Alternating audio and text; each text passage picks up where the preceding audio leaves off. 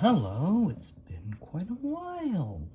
So anyways, yeah, let's just get this over with. This is one of my least favorite things ever made, and I want to talk about it, or rant about it, really. First of all, yeah, this is the puppet. But we'll leave that aside and we'll talk about the base first, because no one cares about this. Anyways, this has no depth, by the way.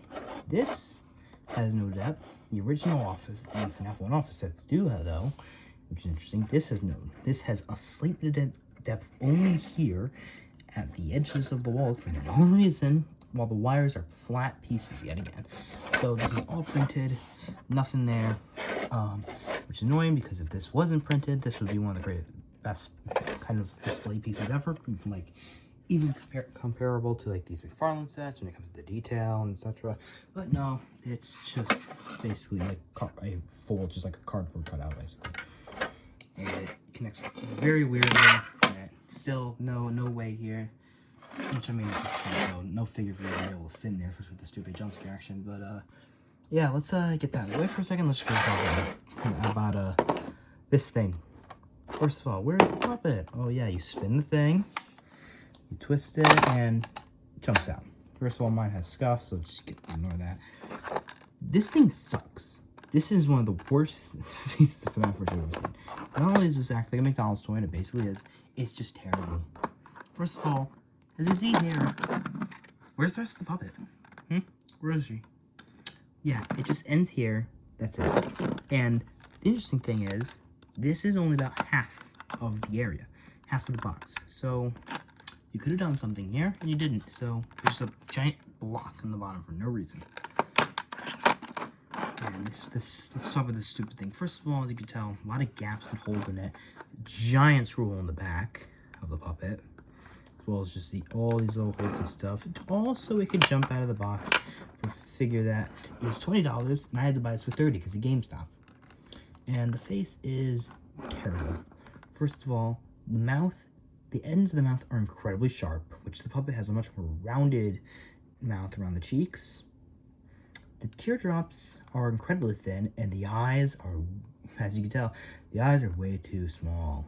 They are incredibly small, and for some reason, have eyelids. Why do they have eyelids? The puppet doesn't have eyelids. And these, the globs of glow-in-the-dark paint they use, which this is sticking out of the eye, by the way. You can tell, this is bulging out of the eye.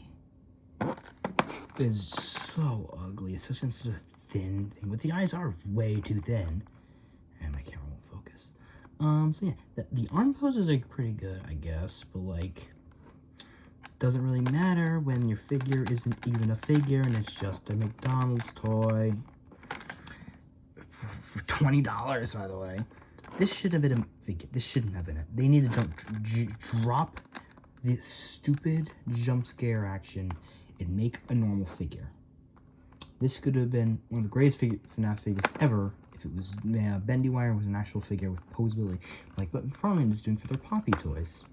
What kind of world do we live in where Poppy Playtime has better merchandise than FNAF and much more care in their merchandise? So yeah, let's just put it back in. Yeah, it locks it. Then it pops in. And the interesting thing to note, this will only this one, if this is being pressed down, this won't go. Look. So you see, and oh, you just pop. And once you put it down, it's putting pressure on it, then twist it, and it jumps out. So that's how it works. And yeah, it's bad. It's really bad. A complete downgrade on the wall pieces, and one of the worst figures I've ever seen. For $20, by the way. I have thoughts about the Endo series, which eventually you'll see. But even then, it's not as bad as this. So, unless you really need to complete a collection, don't buy this. Just don't buy it.